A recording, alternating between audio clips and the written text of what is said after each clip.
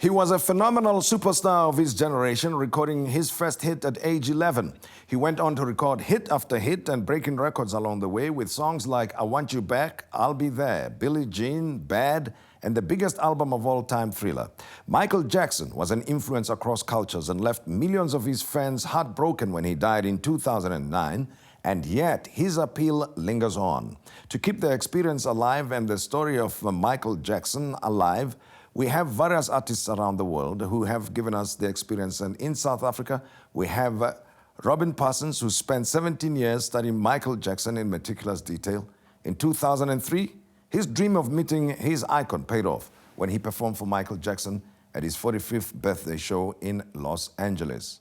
Robin Parsons is appearing as the lead in Forever Michael that is currently showing at the Joburg Theatre. Robin, pleasure to have you with us. Thank you for having me on today. Well, recently enjoyed this performance of Forever Jackson. Superb show, I must tell you. Thank you so much, thank you. Well done. Thank you. Well, that you could even get, what is it? How do you do it? How do you do it? Getting the closer to... It's high, it is high. It's very high, right? And oh, that was another thing. Oh, the whole, yes. That sort of thing. Yeah, no, but fantastic show. Thank you so much, thank you. That means a lot. We've worked incredibly hard to build this. As you said, 17 years ago is when I first started learning the dance moves and creating something to start with, a foundation to build upon. I wasn't a singer back then. I really just wanted to learn to dance. Not even to dance as Michael Jackson, just to dance. I couldn't afford to go to dance school, and I just thought about who dances well, who's a great dancer. Well, the first person that came to my head was always Michael Jackson. And he's always been, you know, the iconic things like the moonwalk immediately sticks in my mind. So I was very much important to me to just go out and pick up some videotapes. Back then it was videotapes. And just watch them and pick them up and learn the moves. And it just went from there.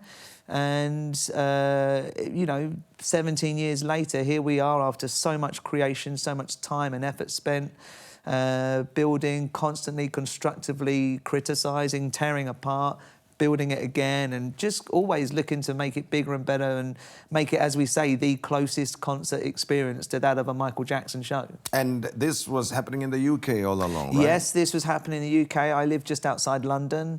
This was first obviously got, I guess, born back at my parents' house in a little town called Brentwood. And yeah, as I said, I used to picked up the videotapes, used to watch them. We used to wait till my parents had gone to bed and the rest of the family, and then put the videos on, open up the patio door curtains, because then when it's dark, it acts like a mirror. So, and then just used to watch the videos and watch them in slow-mo and try and pick up the moves and things.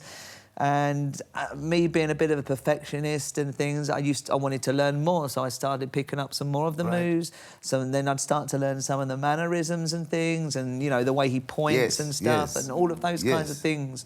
So he was a perfectionist up to that point. You know what I mean? He doesn't just point randomly like many of us. No, he doesn't just go like that. It's kind of like this, and you know the tape on the fingers. I think it's to bring attention. It's an accessory, if you like. It's to bring attention to what he's doing. You know, it's not like that. It's like that. It's not like this. It's like this, and you know, and all of this sort of thing. It's all of those things were, I think, again, being such a genius and an innovator, almost a bit ahead of his time. He was always thinking about how he could do more to, you know, create, you know, bring more levels, more depth, more light and shade to what he was doing. And the music as well, which we'll talk about in a moment. And now the 45th birthday of Michael Jackson. He invites you to come and perform for him, or they put a show together for him? What happened was, I was friends with the producer of the show, one of the producers of the show. We had done much work and things together. We were quite close back in the UK. And he came to me and said, look, I'm putting together a show for Michael Jackson's birthday.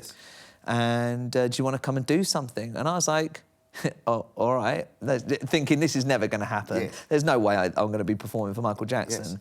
And it really wasn't until I was sat on the plane about to take off that it really dawned on me, oh, this is going to happen. This is going to actually happen. So, you know, you've got 2,000 Michael Jackson fans all just going crazy because Michael Jackson's in the building, you know. Yes. He's up in the box up here watching, and they're probably more watching him than they're watching what's going on stage because every time he blinks, they're going crazy, you know. That's the Michael Jackson fans. They're so adoring, they're so passionate about, you know, what him and everything about him. So it gets to my turn to be on stage, and I wasn't a very experienced or seasoned singer or performer. However, I'd lived on stage in my career as a host and a presenter and things like that. So I knew I'd be okay out there, but obviously I wasn't sure if people were going to like what I was going to do or anything. I sang a little medley of Michael Jackson songs, and yeah, the crowd were loving it. I wasn't really nervous either. I should have been nervous, you know. Something like that for somebody who's not used to being on stage the fear should have been flooding through me. But I was literally like a caged animal jumping up and down at the side. Just let me out, let me get out there. I want to do this now. And I got out there and the crowd were just wonderful. And the thing I'll always remember, I mean, the whole thing was so surreal. If you asked me anything about the actual performance, I couldn't tell you a thing because it was just a blur. It just happened. But at the end of the performance, the one thing that will always stick with me is I went over to where Michael was, or like at least over to that side of the stage, and I looked up and I always call it the Wayne's World, we are not worthy bow. It's the whole sort of, you know, and he got up and he gave it back, and that will always clearly stay in my mind. I'll always remember I got an appreciation from Michael Jackson for what I was doing, and it was well before I was doing this. This was me singing Michael Jackson songs, but as me. So that was also an inspiration, maybe a sort of another nod in the direction towards where I am now. Now you are the lead in the Forever Jackson show. You are our Michael Jackson now, and helping us keep the memory alive, right? That's what we're trying to do, definitely. And you know, what is it about that to you about Michael Jackson that wanted you to reprise him and do the show that you're doing? Well, I think he's been a huge inspiration on my career, not just in what I do now, but in the way I was performing before. Just when I used to be singing in bars and clubs and things as a singer, doing all kinds of cover songs, even in the way I performed, his work was clearly in the way, you know, had inspired me in the way I performed, the way I danced. He was the reason I started to learn to dance in the first place. I started to learn to sing because when I used to just do some stuff in general, I used to enter a few talent competitions.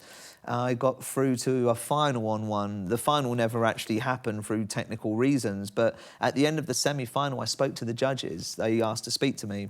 And I was actually impersonating Michael Jackson, but this was well before this. It was pretty rubbish makeup and costume back then. I wasn't singing back then. It was miming, just did Michael Jackson CDs. And they asked to speak to me, and they said, do you sing? And I said, no, I don't do any singing. They said, you should. You should go and learn and sing. Even if you didn't do it as a tribute, you're a great person on stage, you've got personality, you'd be great. And that's what then inspired me to sing. So it was because I was doing something as Michael that I did start to learn to sing.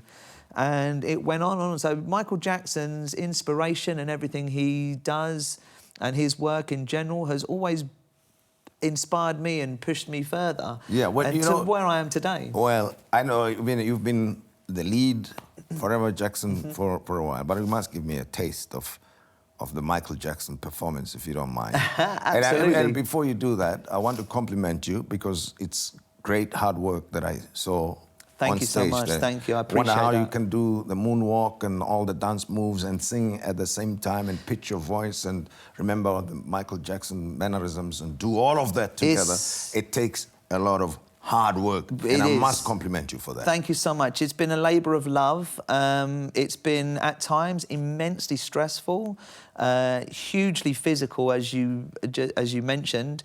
I've had to really concentrate on things like my diet plan and what I eat and constant rehearsal, even today, even when I'm getting made up, which is also taken a hell of a lot of work and time and effort. This is a 3-hour process to create this. Can imagine. And constantly looking at, I've always said, you can never be fully satisfied. The minute that you sit there satisfied with what you've done is the minute your competition and everyone else starts creeping up on you. Give me 1 minute of whatever. Okay.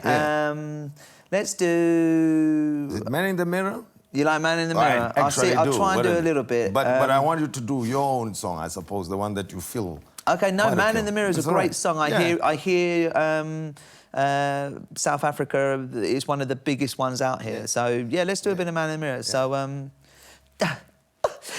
gonna make a change for once in my life. It's gonna feel real good. Gonna make a difference. Gonna make things right.